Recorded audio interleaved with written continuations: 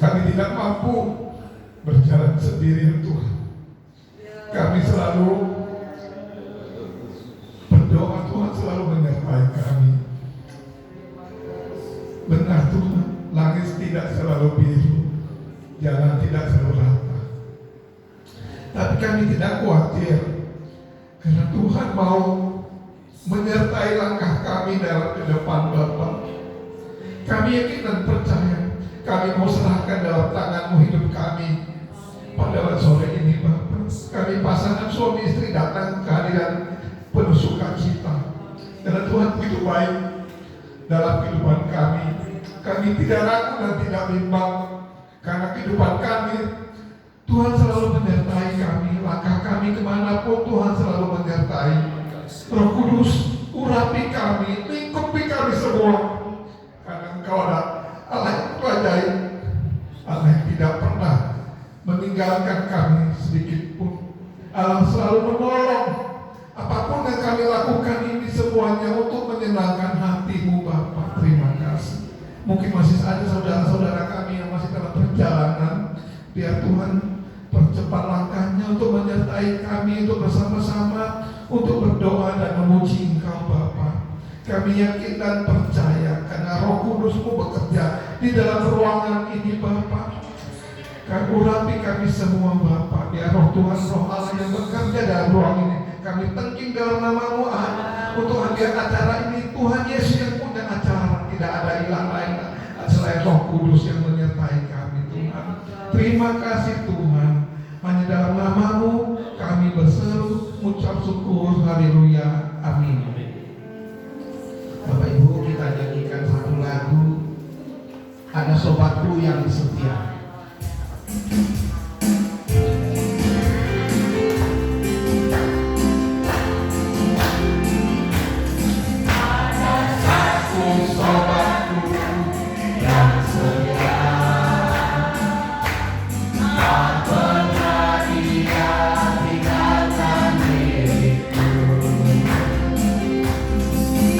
Waktu aku susah, waktu bersedih.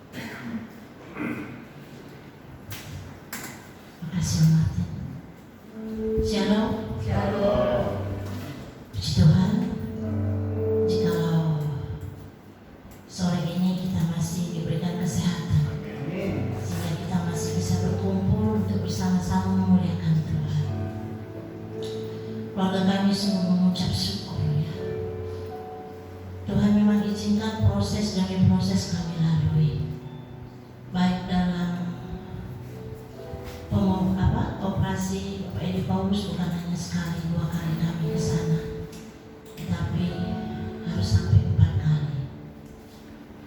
Dan jujur saja, untuk hari pertama dan kedua itu secara manusia mungkin tidak mungkin, karena posisi mata yang ingin dioperasi itu semuanya tinggi dan dokter pun tidak berani.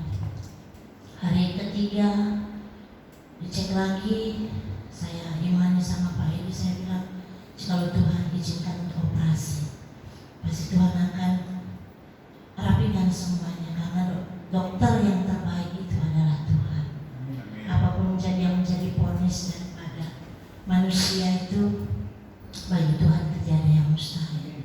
Sehingga pada hari yang ketiga itu, di saat dicek itu matanya itu semuanya sudah, yang tadinya 52 tingginya sudah turun semua jadi 47. Dan saya bersyukur itu semua karena kebaikan Tuhan. Pada saat hari hanya untuk operasi, malamnya saya berdoa puasa, dan saya memang serahkan semua pergumulan baik jalannya operasi, karena jujur saja saya itu takut sekali kalau rumah sakit. Di saat kami datang dari pagi 8:30 itu untuk menjalankan operasi, itu saya hanya bisa duduk dan berdoa. Di saat harus swab juga saya hanya bisa melakukan doa. Sampai sore jam 3 janji dokter itu datang, ternyata meleset. Jam 4 juga belum datang. Yang saya lakukan hanya duduk diam dan berdoa. Sampai Ibu Gembala telepon, gimana Bu Edi, kabarnya kok nggak ada? Saya bilang, Tante masih menunggu dokter. Terus Tante bilang, wajar Bu Edi? Iya Tante. Saya kasih HP-nya ke Pak Edi Paulus, Ibu Gembala mendoakan. Singkat cerita, dokternya datang jam 5 sore. Itu lutut saya itu sudah lemas sekali, karena yang pertama dipanggil itu semuanya cepat selesai. Nggak sampai 20 menit atau 15 menit semua sudah selesai. Di saat giliran Pak Edi Paulus itu hampir 1 jam. Saya hanya bisa menunggu di depan ruang operasi. Saya intip lagi ke dalam, belum selesai, belum ada nama suami saya. Saya lihat lagi layar, belum ada nama pasien yang sudah selesai operasi. Jujur, jantung saya ini antara ketakutan. Saya ingat lagi hasil diagnosa yang dokter katakan bahwa memang resikonya susah. Tapi saya aminkan, saya yakini ada satu kekuatan dalam diri saya bahwa Tuhan akan menolong. Saya lihat lagi yang barengan sama Pak Edi sudah keluar, suami saya belum lagi keluar. Saya bilang lagi, Tuhan tolong. Saya doa lagi, saya nangis lagi, Tuhan ini kapan selesainya? Saya lihat lagi meja saya lihat lagi, saya intip lagi, belum keluar lagi, Tuhan tolong. Yang hanya bisa saya lakukan itu, saya berkata, saya hanya bisa mengandalkan Engkau Tuhan. Di saat saya tekun berdoa di situ, gak lama kemudian hampir jam 7 lewat itu Pak Edinya keluar. Saya bilang, dan dia memang tidak, biasanya yang keluar itu dipanggil keluarga si A, keluarga si B, tapi dia tidak, dia keluar sendiri.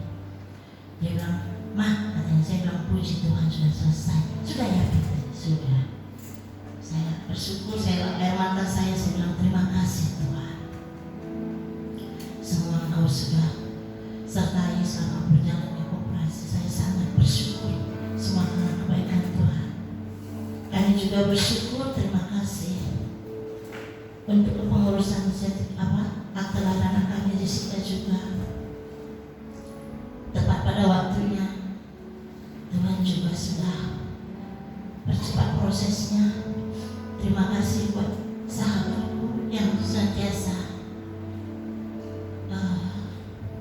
terus mendukung keluarga kami. berjerih lelah untuk menopang keluarga kami, untuk berjerih lelah mengurus kepengurusan akte, karena memang saat sekarang ini sangat susah sekali untuk mengurus akte lahir. Tapi kami bersyukur tepat pada waktunya Tuhan juga sudah selesaikan.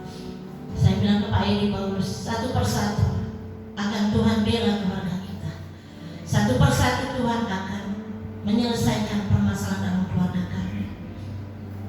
Terima kasih sahabat buat dukungannya, buat jerih lelahnya. Sempat juga memang saya ngomel ini itu, sempat juga saya, ini kapan Tuhan? Karena di bulan 7 ini Jessica akan UTS. Jika tidak ada akte itu maka dia akan di DO. Tapi di saat saya percaya bahwa tangan Tuhan tidak akan pernah terlambat untuk menolong kami, di situ juga Tuhan buka jalan. Semuanya Tuhan selesaikan tepat pada waktunya. Pemulihan Bapak Edi Paulus juga di saat kontrol dia bilang semuanya bagus, dan anak-anak Jessica juga terus bisa mengikuti UTS. Semua karena kemurahan Tuhan. Terima kasih sekali lagi untuk doa-doa seluruh jemaat GPI di tempat ini, khususnya Bapak dan Ibu Gembala yang tiada henti-hentinya mendoakan keluarga kami. Kami tidak bisa membalas satu persatu. Dari lelah doa, hanya Tuhan yang jadi sumber berkat dan penolong bagi keluarga kita. Satu hal yang saya inginkan di tempat ini, teruslah berharap kepada Tuhan. Walaupun tidak secepat membalikkan telapak tangan, tapi yakinlah satu hal, janji Tuhan, ya dan amin bagi saudara dan saya.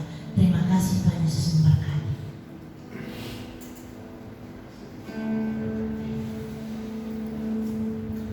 Masih ada Bapak Ibu?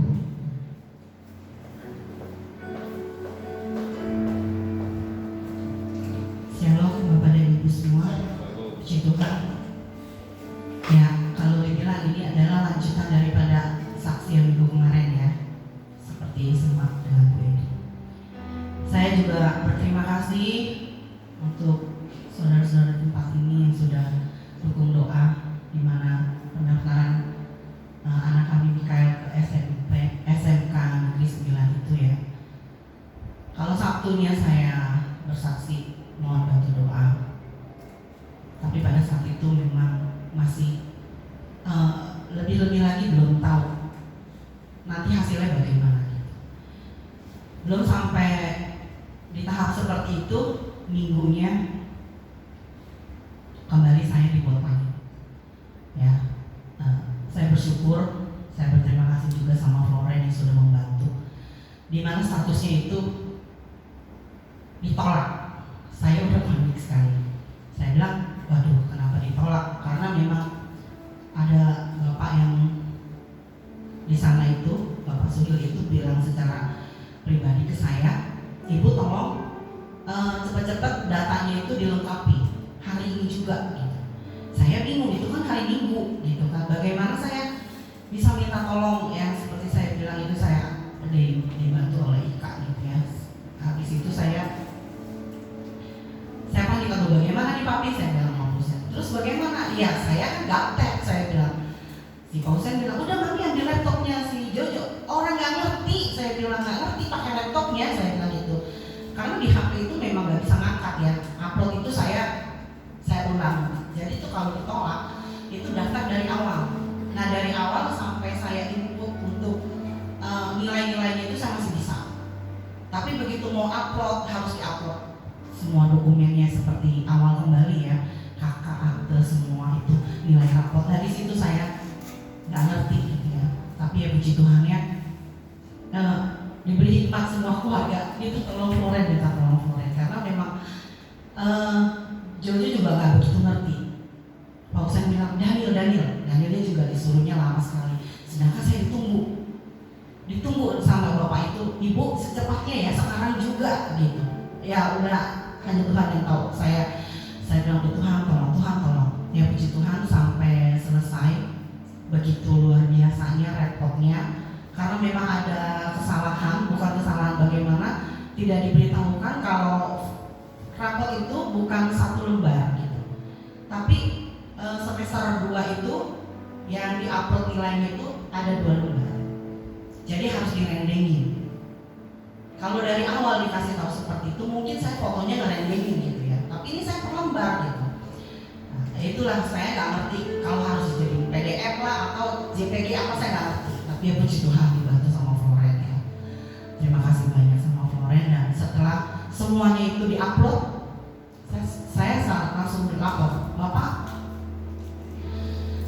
Cuma dalam hati saya gini, masa sih cuma hanya foto gitu ya, maksudnya hanya foto rapot yang harus 1 lembar jadi 2 lembar direndengin gitu. Tapi masuk akal juga dalam hati saya gini, iyalah kan ini uploadnya sampai ada lembar yang kedua, kenapa juga nggak di dokumennya itu, nggak di fotonya itu sama gitu ya. Jadi untuk mengecek gitu kan. Dan begitu sudah selesai semua, Floren pulang, saya minta tolong di printing juga. Belum beberapa lama lah, cuma 5 menit kali ya, saya keluar WA. Ya Pak, saya sudah daftar ulang lagi, saya sudah selesaikan semua. Nah sudah bilang, ya coba cek Bu, cek di PPDB-nya lagi. Saya langsung cek, langsung diverifikasi. Itu luar biasa ya, saya sampai ngomong secepat itu ya sistem sekarang gitu, hanya beberapa menit gitu. Kalau saya berpikir kalau besoknya saya baru menyelesaikan, itu memang harus ada di di grup dimasukin ke Telegram gitu. Di situ saya melihat banyak yang baru verifikasi, maksudnya baru diupload lagi untuk yang ditolak-tolak itu semennya, itu lama lagi diprosesnya. Nah sedangkan Mikael itu sudah diverifikasi, terus dibilang tinggal dicetak. Nah kemarin itu sudah memasuki tahap simulasi untuk dites. Jadi tes bakat dan minat. Nah, simulasi dikasih aplikasinya seperti ini gitu kan. Kagak ada lagi namanya.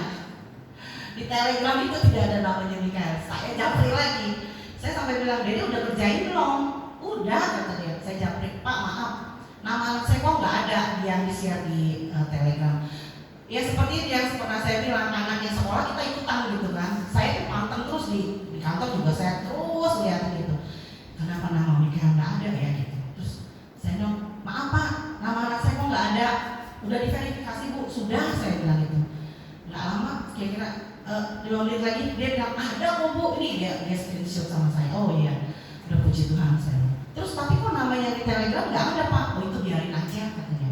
Itu nggak terlalu ngaruh Bu. Oh ya udah puji Tuhan saya bilang sama Mikael juga, Mami, berarti Dede ditolak nggak ada namanya bagaimana? Dia bilang enggak, katanya udah biarin aja. Nah untuk yang ini dia harus ke sekolah, memang harus tes. Ada 3 tes yang harus diikut ya, tes fisik juga, tes psikotes, matematika, fisika gitu. Dia bilang mami takut, jangan takut saya bilang. Kalau Tuhan udah tolong ke tahap ini, Tuhan akan selesai saya bilang. Berdoa saya bilang, berdoa terus saya bilang gitu. Jangan takut, Dede pintar kok saya bilang itu, nilainya bagus semua rata-rata 8. Kenapa mesti takut? Berdoa saya bilang itu, biar Tuhan yang kasih hikmah. Makanya jangan main terus saya bilang.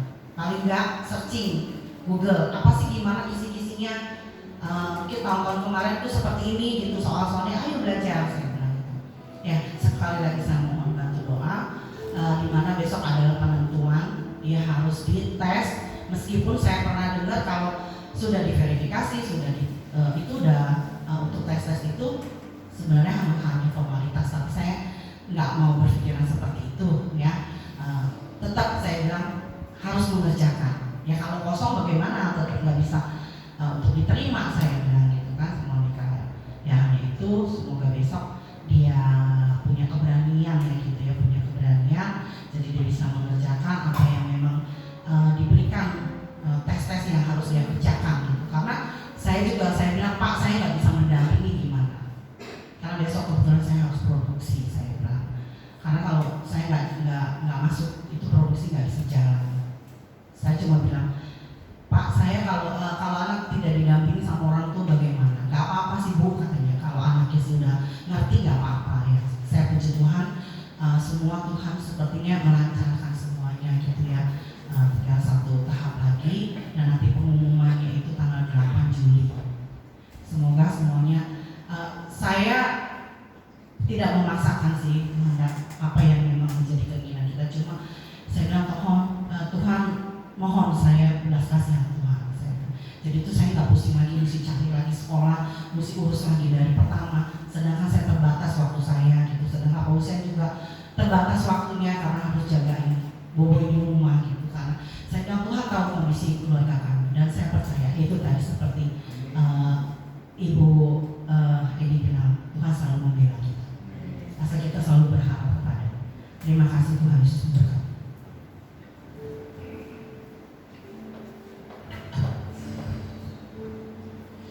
Ya Bapak Ibu, itulah kesaksiannya bahwa Tuhan Yesus memberkati kita semua. Masih ada Bapak Ibu?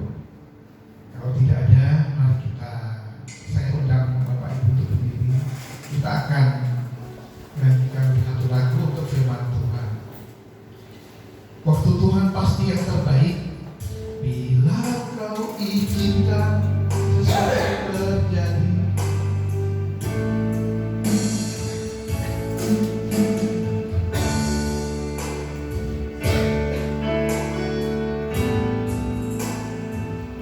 Bila kau izinkan sesuatu terjadi,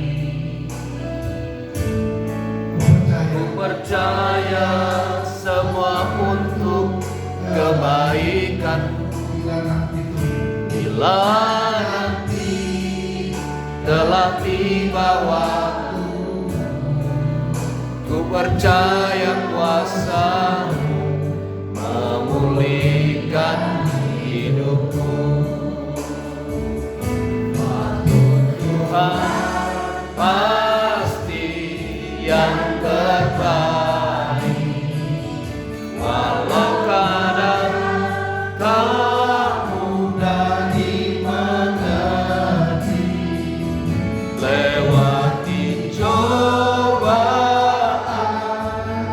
ku tetap percaya waktu Tuhan pasti yang terbaik.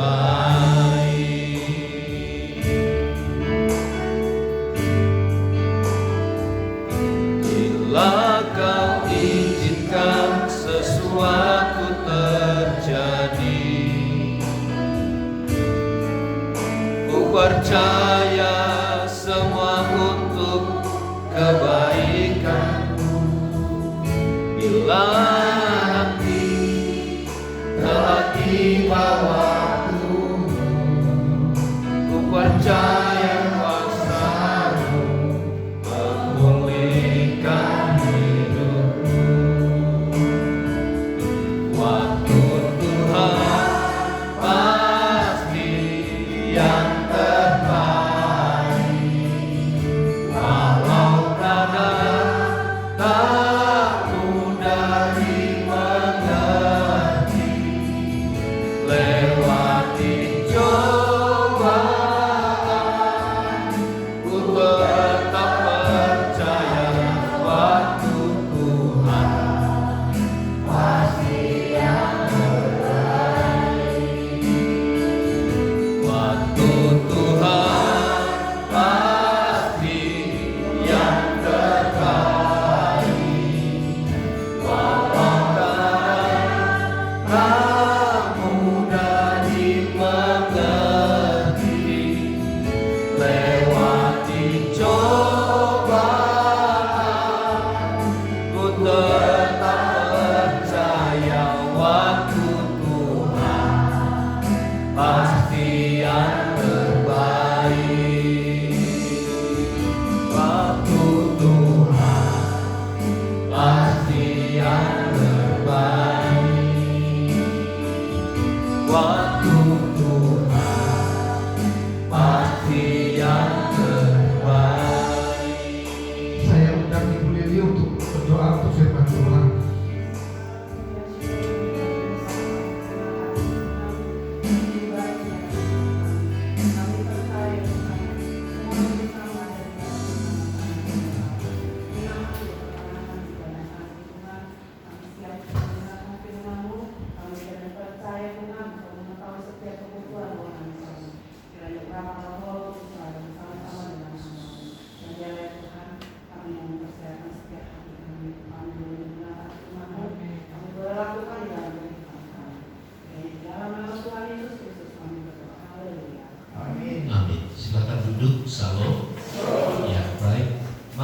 membaca dari Matius pasal yang ke-7.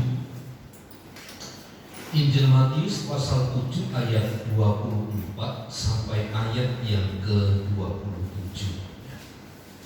Matius pasal 7 ayat 24 sampai ayat 27. Saya membaca ayat 24 demikian. 2 macam dasar. Setiap orang yang mendengar perkataanku ini dan melakukannya, ia sama dengan orang yang bijaksana yang mendirikan rumahnya di atas batu. Kemudian turunlah hujan dan datanglah banjir, lalu angin melanda rumah itu. Tetapi rumah itu tidak runtuh, sebab didirikan di atas batu. Tetapi setiap orang yang mendengar perkataanku ini dan tidak melakukannya, ia sama dengan orang yang bodoh yang mendirikan rumahnya di atas pasir. Kemudian turunlah hujan dan datanglah banjir, lalu angin melanda rumah itu, sehingga runtuhlah rumah itu, dan mereka kerusakannya. Amin. William Shakespeare pernah menulis sebuah cerita, dan cerita ini sepertinya orang beranggapan berasal dari kisah nyata. Tetapi di dalam tulisan-tulisan banyak orang yang mengungkapkan bahwa itu hanya cerita fiktif saja, gitu. Cerita tentang Romeo dan Juliet. Romeo dan Juliet adalah dua anak manusia yang dihipnotis oleh cinta. Mereka berdua bisa melakukan dan dapat mengatasi segala keterbatasannya dengan cinta. Tapi di atas impian-impian percintaan kedua anak manusia itu, dia tidak menyadari bahwa dua keluarganya saling bertikai satu dengan yang lain. Akhirnya Juliet meminum racun atas kesepakatan bersama. Tapi racun itu bisa membuat kemudian dalam beberapa waktu lamanya timbul kesadaran. Tapi Romeo-nya meminum racun, pada akhirnya ia mati. Sehingga kisah cinta mereka segembira atas penderitaan kematian yang mereka alami. Nah, saya coba melihat begini. Banyak pernikahan Kristen itu bagaikan atau didirikan seperti bangunan di atas pasir. Melihatnya hanya dari satu sisi saja, tentang romantisme, tentang kebahagiaan, tentang impian-impian yang begitu kuat yang didambakan. Hanya dibangun berdasarkan sebuah impian-impian romantis semata. Nah, saat pasangan suami istri beranggapan, memikirkan hanya satu sisi yang dipikirkan saja, yaitu tentang kenyamanan, romantis, fantasi saja, maka pernikahan yang seperti inilah yang saya katakan seperti seorang mendirikan rumah di atas pasir. Berangan-angan, bermimpi itu baik. Bukankah kita pernah mendengar dari berbagai pernyataan-pernyataan orang bahwa mimpi itu sesuatu yang kemudian akan menjadi sebuah lambang kesuksesan? Tapi sesungguhnya mimpi itu juga tidak akan pernah menjadi menjadi kenyataan. Kalau mimpi itu hanya sekedar mimpi, sebab mimpi itu hanya meninabobokan. Mimpi itu membuat kita bahagia, tapi tidak pernah kita mimpi itu mengalami kesulitan, hanya bahagia, menyenangkan saja. Bapak Ibu Saudara pernah mimpi dikejar hantu, ya, dikejar setan itu. Persoalannya kaki kita lambat bergerak begitu, seperti seorang apa ya? Rupanya ketika kita bangun, kaki kita ada selimutnya, ada sarung gitu, sehingga gerak langkah kita itu lamban gitu. Sehingga kita bangun, Papa bangun, Mimi bangun gitu. Ada apa? Dalam nama Yesus, dalam nama Yesus. Maksud saya adalah mimpi itu tidak memberikan sebuah jaminan apa-apa. Kalau itu hanya sekedar sebuah mimpi. Kalau mimpi itu tidak kemudian direalisasikan sesuai dengan perencanaan yang baik. Nah, saya ingin coba sampaikan begini Bapak Ibu Saudara, bahwa pernikahan yang didasarkan hanya kepada angan-angan, hanya kepada sebuah mimpi, ini adalah sebuah sebuah aktivitas, sebuah rutinitas yang tidak pada akhirnya membawa satu kehidupan yang baik. Kalau kita hanya bermimpi, kalau kita hanya berangan-angan, maka pernikahan kita itu sesungguhnya sebuah pernikahan yang rapuh. Sebab impian dan angan-angan itu tidak memikirkan tentang kesulitan, tidak memikirkan tentang masalah yang timbul. Mimpi angan-angan itu tidak pernah membayangkan kalau ada kesulitan. Yang ada itu hanya bahagia, baik. Nah, rumah tangga, keluarga yang berdasarkan hanya angan-angan dan impian, rumah tangga itu cepat ataupun lambat akan mengalami satu goncangan yang hebat. Tadi jam 4 saya membaca, pernikahan itu 50%-nya mengalami kegagalan di seluruh dunia. 50% mengalami kegagalan. Salah satunya adalah karena hanya mendasarkan kepada mimpi, kepada angan-angan. Romantisme kan bisa berubah menurut waktu. Kalau masih muda, romantis. Kita buat jadi romantis. Tapi kalau sudah usia, sudah digerogoti oleh sakit penyakit, mungkinkah romantisme itu masih ada? Saya berharap itu masih gitu. Tapi jangan pernah mau kita dikelabui oleh romantisme. Karena kita membangun rumah tangga itu dengan pasangan yang nyata.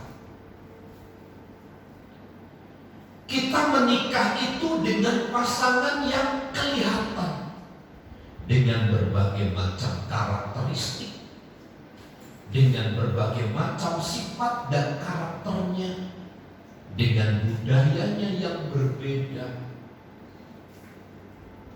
Nah, saya mau katakan begini, akan cepat ataupun lambat ketika angin dan badai yang di Injil Matius pasal yang ke-7 itu ketika menghantam keluarga itu, pasti akan sangat hebat kerusakannya. Mengapa mengalami stres? Mengapa gagal? Mengapa putus asa? Mengapa pernikahan kita hanya jalan di tempat begitu saja?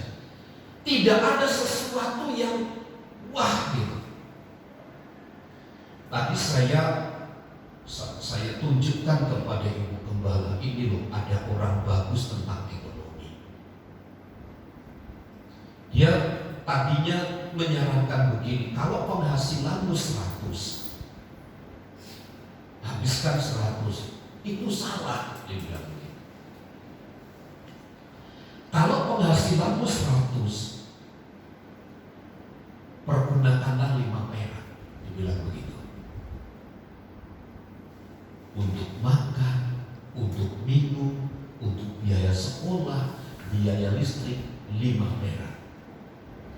Lalu yang 95-nya kemanakan? Ditabung. Bukannya begitu.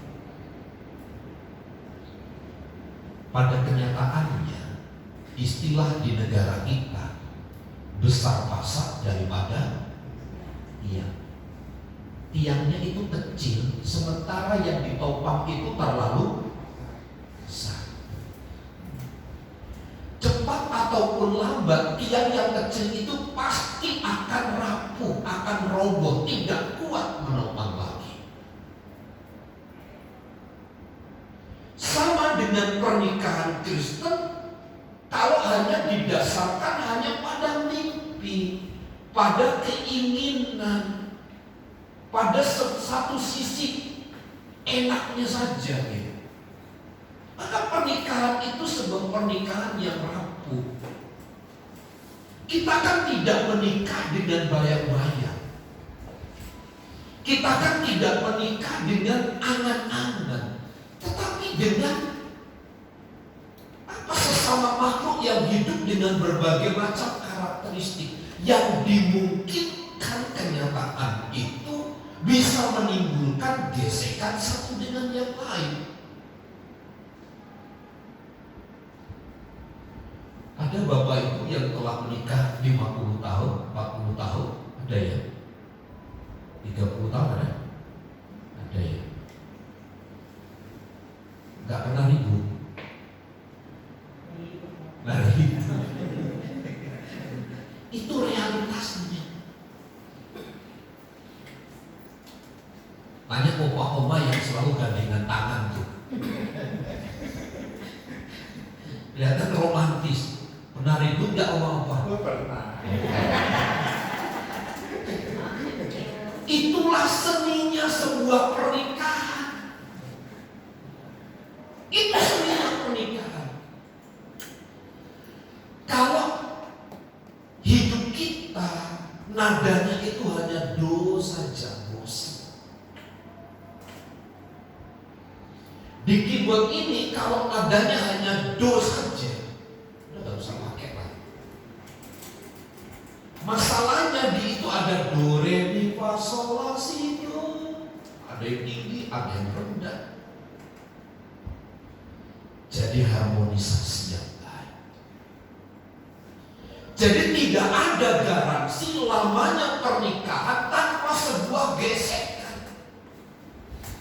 Jangan kita itu hanya bermimpi, berangan-angan dalam hidup kita itu tanpa ada sebuah perencanaan yang matang. Sekali lagi, kenapa kita stres? Kenapa kita bosan?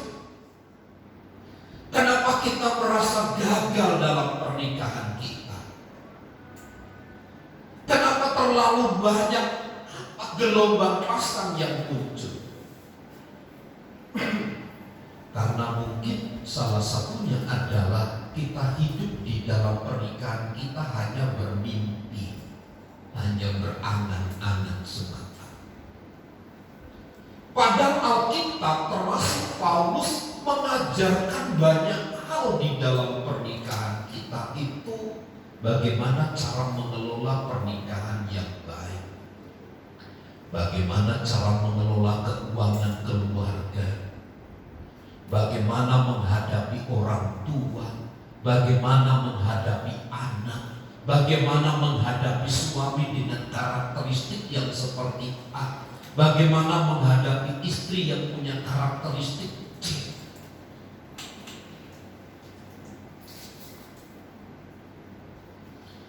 Bukankah kita maunya lebih, Bapak Ibu Saudara ya? Kita maunya terus berkembang begitu.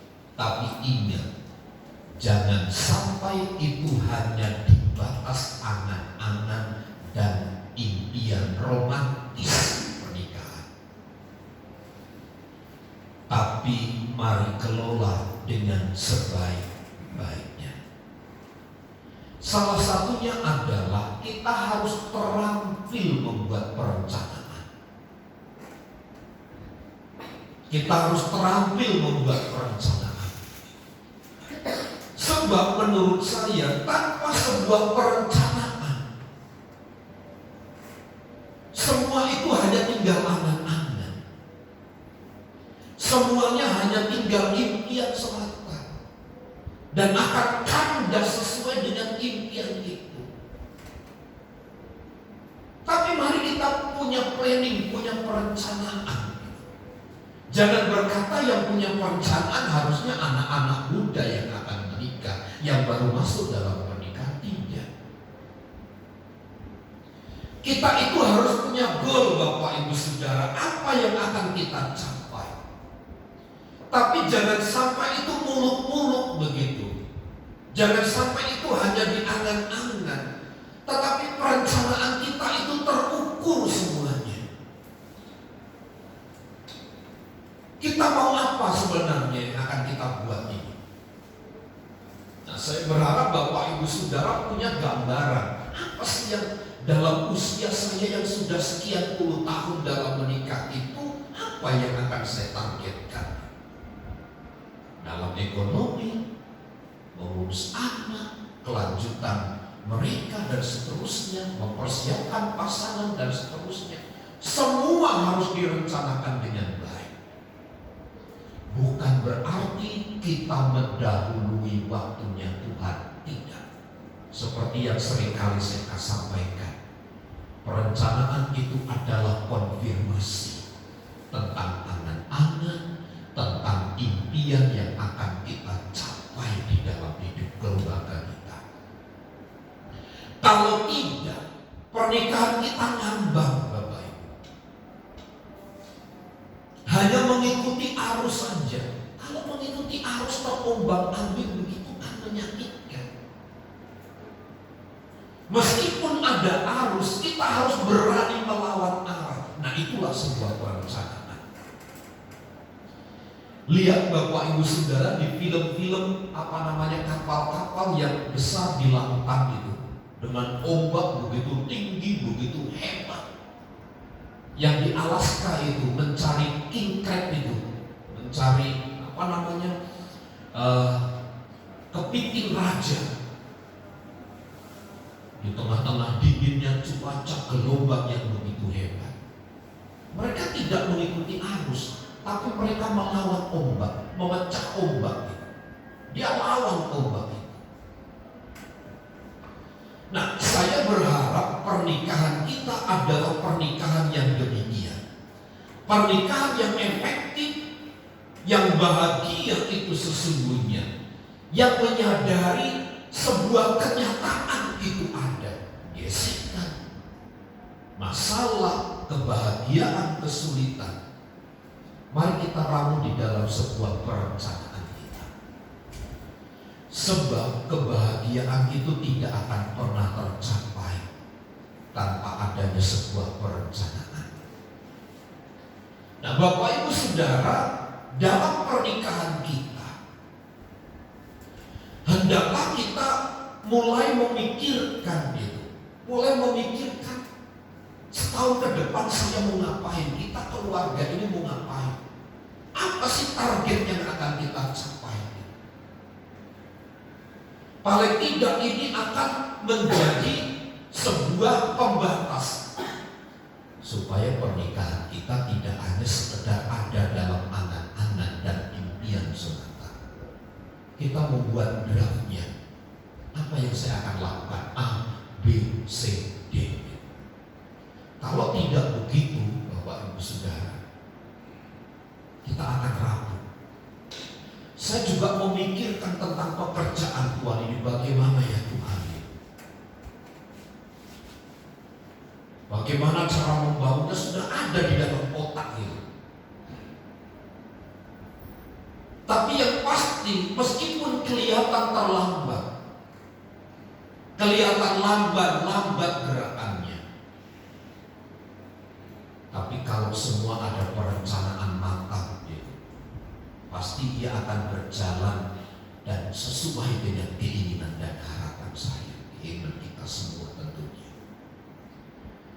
Sebagaimana di dalam keluarga kita, saya pesan begini, janganlah hanya didasarkan kepada impian dan angan-angan semata, tapi mulailah kembali ke dalam dunia nyata ini dengan kesulitan, dengan kebahagiaan, dengan kesenangan yang campur baur itu. Buatlah sebuah perencanaan yang terukur, buat perencanaan yang terukur agar jalannya pernikahan kita. Dan saya ingin sampaikan begini, meskipun kita punya sebuah perencanaan yang terukur dan matang, bukan berarti ini menjadi jaminan kebahagiaan pernikahan. Tetapi paling tidak ini menjadi penguat peneguh kita. Kita tahu langkahnya kemana, arahnya kemana pernikahan atau bahtera rumah tangga ini akan lari kemana.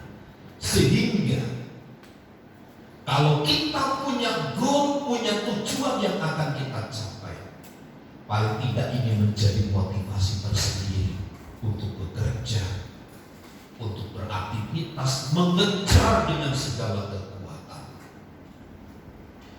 Nah, saya berharap ini menjadi satu pemikiran kita bersama. Jangan hanya berdasarkan impian-impian semata pernikahan kita taruh, tapi mari kita mulai jadilah keluarga-keluarga yang terampil untuk merencanakan sesuatu ke depan. Karena Tuhan pun terlibat di dalam seluruh perencanaan kita, di mana perencanaan kita itu kita sesuaikan dengan kehendak Tuhan. Tuhan Yesus memberkati. Ibu Gembala masuk dalam. Kami sungguh bersyukur kepada Tuhan pada saat sore hari ini. Ada banyak hal yang harus kami lakukan dan kerjakan di dalam kami membina rumah tangga kami. Tapi kami belajar pada saat sore hari ini, biar kami belajar Tuhan, ketika kami menjalani kehidupan rumah tangga kami berjalan sesuai dengan kebenaran firman Tuhan. Ajar kami Tuhan dalam setiap kehidupan kami dalam berumah tangga. Biar setiap apa yang kami rencanakan sesuai dengan apa yang menjadi kemauannya Tuhan. Dan ketika kami belajar melakukan perencanaan, kami mau melibatkan Tuhan dalam rumah tangga kami, dalam perencanaan kami. Karena kami tahu Tuhan, jika hidup kami tidak ada Tuhan, maka segala sesuatunya tidak akan pernah berjalan. Ketika kami mengandalkan dan berharap hanya kepada Tuhan, terutama dalam rumah tangga kami, dalam pernikahan kami, dalam kami sebagai suami dan istri, sebagai kami orang tua kepada anak, bahkan dalam kehidupan rumah tangga kami percaya ketika kami mengandalkan Tuhan, ketika kami melibatkan Tuhan dalam setiap perencanaan kami, maka Tuhan akan membuatnya menjadi berhasil. Terpujilah namamu Tuhan, kekal untuk selama-lamanya. Kami percaya ada satu kemenangan yang Tuhan akan kerjakan dalam hidup kami ketika kami belajar untuk mengandalkan Tuhan dalam hidup kami. Terima kasih Tuhan, terima kasih. Kami sungguh bersyukur kepada Tuhan. Di dalam nama Tuhan Yesus, kami berdoa dan bersyukur kepada Tuhan. Haleluya. Amin.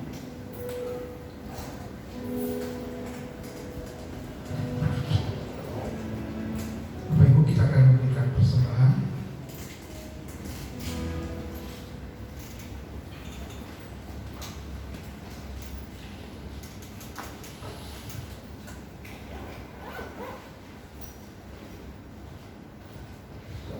Haleluya Yesus, sebentar kami akan memberikan persembahan.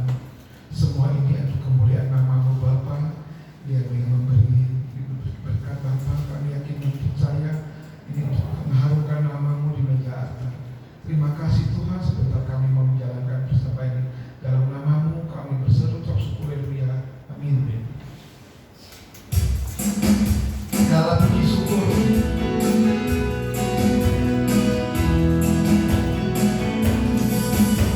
Segala puji syukur hanya bagi-Mu Tuhan. Segala yang layak dipuja. Kami mau bersorak tinggikan nama-Mu.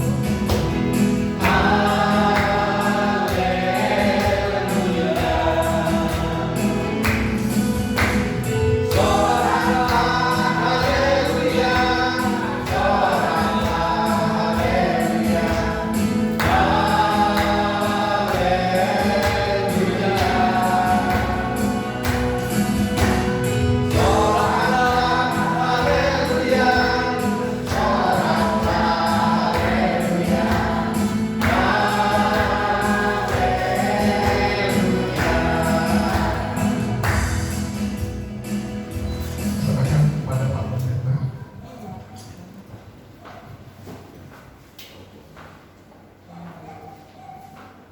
Salam. Salam.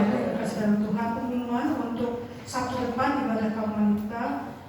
Realnya Ibu Edi Paulus, firman Tuhan dengan kasih Tuhan Ibu Lili, persembahannya Ibu Yohani. Ada usulan untuk ibadah kaum itu Pak Sutri minggu 2 minggu lagi. Siapa yang akan meres karena digerakkan oleh Bapak Yunai, katanya harus bapak-bapak. Siapa yang mau maju usul? Bapak Juntang 2 minggu lagi ya Pak. WL, amin. Oh, pendeta muda. Siap ya Pak. Saya serahkan kepada Bapak.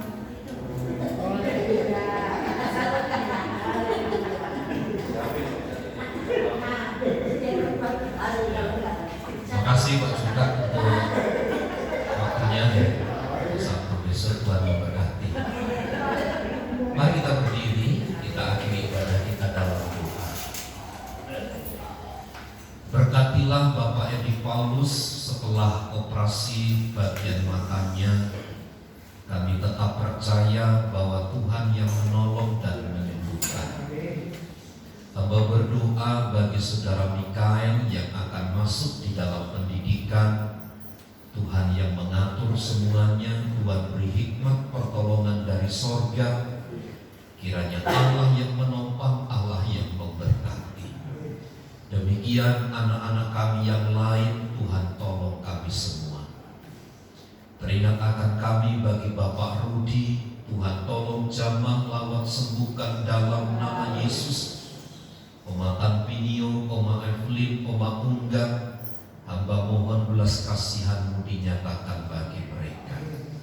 Berkati rumah tangga keluarga kami sekalian. Tuhanlah yang melihat jauh ke dalam dasar hati kami. Pertolongan, kekuatan kami hanya ada di dalam Tuhan. Di dalam nama Tuhan Yesus kami berdoa. Mari saudaraku, angkat tanganmu dan terimalah berkat Tuhan. Tuhan memberkati dan melindungi engkau. Tuhan menyinari engkau dengan wajah-Nya dan memberi engkau kasih karunia. Tuhan menghadapkan wajah-Nya kepadamu dan memberi engkau damai sejahtera. Kiranya kasih karunia dari Allah Bapa, cinta dan kasih sayang dari Tuhan Yesus Kristus, serta persekutuan penghiburan dari Allah Roh Kudus menyertai kita sekalian saat ini dan sampai selama-lamanya. Kami terima segala berkat Tuhan di dalam nama Tuhan Yesus Kristus. Kita semua yang percaya dan diberkati bersama katakan amin. Pak ini hari ini ulang tahun.